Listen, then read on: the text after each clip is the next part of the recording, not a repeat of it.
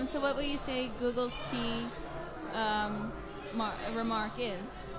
On in general? No, what I'm trying to do now is get free expression on the European agenda. It hasn't been. Outside of the Netherlands has been pretty good, Sweden's been pretty good, but elsewhere it really isn't a preoccupation with freedom of expression. So that's what I'm really trying to work on mostly. I mean, the internet has allowed incredible access to information and anyone to express themselves, and it frightens governments around the world. We're seeing governments crack down. Censorship, 2 countries in 2004, 60 last year by some counts, 40, 60. And Google services are being blocked in 25 countries around the world.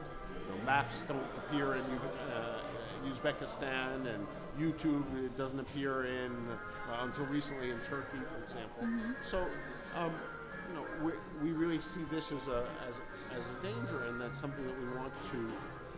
We personally can't do Google cannot do its business if there's not a free flow of information, but we can't carry out the mission of democratizing access to information either. In the debate, you said Europeans are not really aware, and governments and companies in Europe.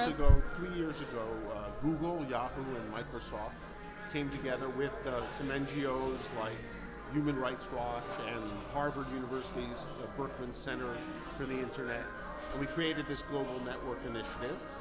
And the idea was to set these minimum standards about what companies should do when governments request information. And we still don't have any European companies on board. We'd like to see that. Okay, so Europe is behind, really, or? Well, no, I think Europe is waking up. Look at the speeches we heard today in the Netherlands. This has become a big issue, and it's so in many ways the Dutch are ahead of everyone. Let's say in Southern Europe or in other places in Europe, there's less awareness of the dangers to the internet and less willingness to embrace the internet. Okay, because I think in the debate I heard you say that citizens also have their own responsibility to be aware of what they do with their data, but I think, as you said, a lot of people are not aware at all, and internet usage goes way over their heads. So, yeah. I mean, I think there we're turning to a separate issue because Google's idea is that you, as a user, should have control over your data, and that you should be able to take it where you want. So we have something called the Data Liberation Front, mm-hmm. where if you say, I don't like Gmail anymore, I'm going to go to Hotmail, you can take all your contacts and you can take all your information. We don't want to lock you in. Same way, search, if you can search for a book on Amazon or search for a friend on Facebook and so forth. So, and then there was this other issue of what is collected on you. We should be transparent about what information is collected from your searches and so forth and your interests. And we are. We have something called a dashboard which shows you exactly what's been collected, and you can opt out of services and so forth. Okay, yeah, because I think in the debate, Brigitte Jonstertier was pretty fierce about Google and saw Google as one of the bad ones.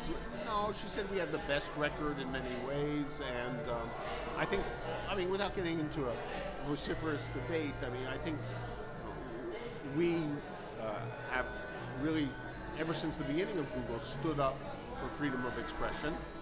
And I think that she recognized that. Of course, she would like us to probably go further. We don't necessarily have to see eye to eye on everything. And I think that that's fair game. Okay. And you also said Gmail is one of the safest email services. Yeah, but obviously nothing is 100% secure or sure.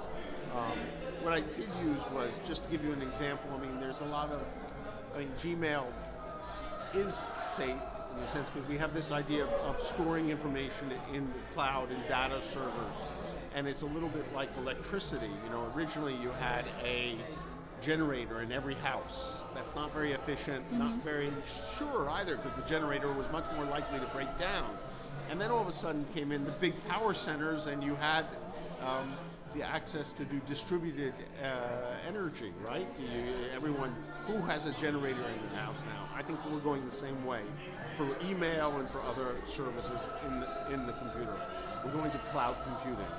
Yeah, it's just that keep it in the clouds and have like a transcendent safeguard. I think it's the same thing. You have an expert safeguard it versus having yourself try to do it. We're all amateurs. Sorry. So you think that is the safest way to safeguard information? Yeah. What is Google's role in the transcendent in the cloud safeguarding then? We're moving very fast towards offering services in the cloud. You can store all your documents in the cloud now and do. Google Apps offers you word processing, calendar, and all sorts of other services and so forth. So the whole model is of this cloud computing. All Google services are offered that way. And then the company has the responsibility to keep it safe. Yes, and I think we have a pretty good record of doing that. But obviously, there are plane crashes, and you can have some errors and some problems. It can never be completely safe. No, in life, what is 100% in life?